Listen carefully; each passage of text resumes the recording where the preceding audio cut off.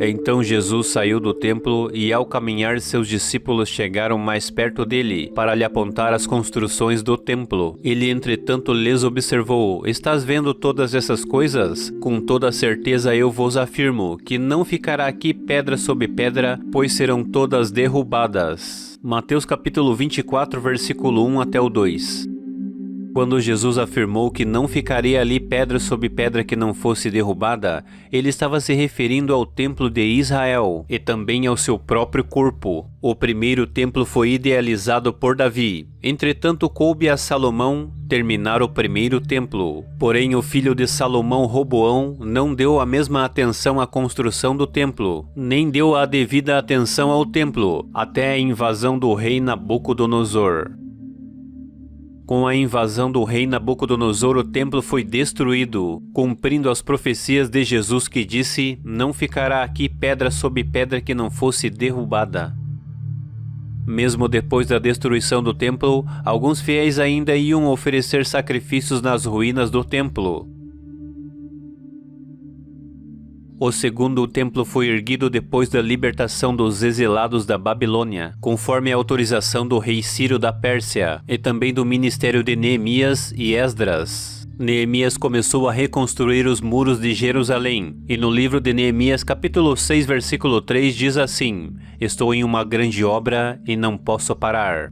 E Esdras começou a reconstruir o templo pelo altar, para oferecer sacrifícios ao Senhor como ordenado por Moisés.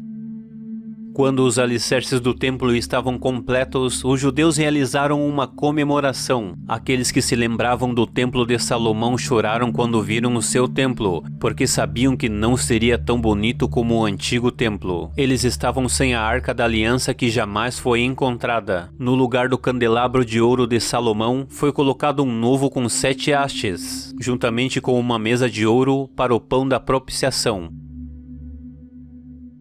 Mas o segundo templo também não teve longa duração. 40 anos depois da profecia de Jesus, durante a celebração da Páscoa judaica, as tropas do comandante romano Tito tomaram posição de combate. A cidade de Jerusalém estava em festa e tomada por judeus em todas as partes. Os dois mais poderosos partidos judaicos, que deveriam estar em alerta para defender Israel, estavam em uma guerra interna. Somente quando um dos portões de Jerusalém foi derrubado pelo invasor de Roma, foi que os dois partidos se uniram contra o invasor. Mas foi tarde demais. Tito invadiu e incendiou tudo. Tudo foi saqueado, até mesmo as pedras do templo que tinham junções em ouro. O comandante romano deixou apenas um resto de muralha, como símbolo do aniquilamento de Israel. Esta muralha é conhecida em nossos dias como o Muro das Lamentações.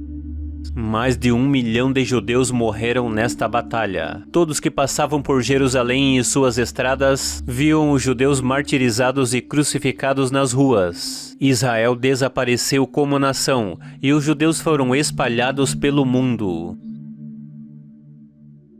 Passado muito tempo, em 14 de maio de 1948, o presidente do Conselho Nacional dos Judeus, David Ben, proclamou o renascimento de Israel, o brotar da figueira, anunciando o tempo do fim. Jesus falou claramente sobre o brotar da figueira. A figueira simboliza Israel. No livro de Mateus capítulo 24, versículo 32 diz assim: Aprendei, pois, esta parábola da figueira. Quando já seus ramos se tornam tenros e brotam folhas, sabei que está próximo o verão. Igualmente, quando virdes todas essas coisas, sabei que ele está próximo às portas. E hoje os judeus creem piamente que Jesus não veio à terra. Eles esperam até hoje o seu Messias. A palavra do Senhor nos fala que Jesus foi rejeitado pelos judeus. Por isso eles querem reerguer o terceiro templo de Israel. O povo judeu aguarda ansiosamente a construção do terceiro templo. O desejo e apoio à construção do santuário judaico no Monte do Templo tem aumentado entre os israelitas, sobretudo entre os judeus ortodoxos. O Instituto do Templo, criado em 1987 pelo rabino Yisrael Ariel, está localizado no bairro judaico da cidade murada de Jerusalém, perto do Muro das Lamentações. O trabalho do Instituto do Templo é levar os judeus à percepção de que o templo é o centro da vida judaica. A reconstrução do terceiro templo de Israel para os ortodoxos significa reconectar-se com Deus. Este trabalho do terceiro templo e da sua reconstrução é tão sério que eles querem reconstruir exatamente como era antes. A menorá, o candelabro e até mesmo a novilha vermelha de Números 19, necessária para santificar o templo, já está pastando nos pastos verdejantes da Galileia. Desde a destruição de Jerusalém pelos romanos em 70 d.C., a reconstrução do terceiro templo judaico não é só desejo, é a oração de todo judeu ortodoxo. Seria a reconstrução de um sonho nacional do povo judeu, porque seria um ponto de encontro para a herança religiosa e cultural da nação. Os judeus ortodoxos esperam ansiosamente o seu Messias. Por isso, quando Jesus voltar, o tratamento da igreja será diferente do tratamento de Israel, já explicado no vídeo anterior das 70 semanas de Daniel. Se você ainda não assistiu o nosso vídeo sobre as 70 semanas de Daniel, clique no card aqui em cima. O renascer de Israel, a reconstrução do terceiro templo, todos esses acontecimentos apontam para o arrebatamento da igreja. Jesus Cristo está voltando. Ele veio para o que era seus, e os seus não o receberam. Mas todos aqueles o quanto o receberam, deu-lhes o poder de serem feitos filhos de Deus. A igreja tem que ser arrebatada para que Deus volte a tratar com Israel na 70ª semana de Daniel. Estamos vivendo sim os últimos tempos aqui na Terra.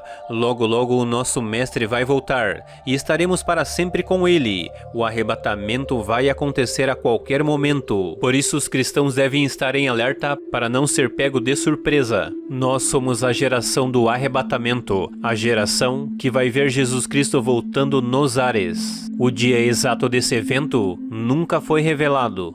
Mas assim como os sinais dos tempos você consegue discernir quando vai chover ou quando vai chegar o verão, assim também conseguimos discernir que estamos vivendo os últimos tempos. O arrebatamento vai acontecer. Jesus ensinou algumas parábolas exortando à vigilância. A parábola do porteiro, Marcos 13:35. A parábola do pai de família, Mateus 24:43. A parábola do servo fiel, Mateus 24:45. A parábola das 10 virgens, Mateus 25, versículo 1. Todas essas parábolas exortam a vigilância e a preparação para o retorno iminente de Cristo. Jesus advertiu que perto da sua volta o mundo estará descrente, sem convicção da salvação, assim como foi nos dias de Noé. Assim será também da vinda do Filho do Homem. O poder do sistema religioso mundial forçará o homem a se afastar do Senhor. Pregadores de um evangelho que não é de Cristo conduzirão muitos fiéis à perdição. Até mesmo cristãos fiéis correm o risco de serem enganados. Portanto, não negligencie esse evento. A volta de Cristo se aproxima. Jesus Cristo está voltando.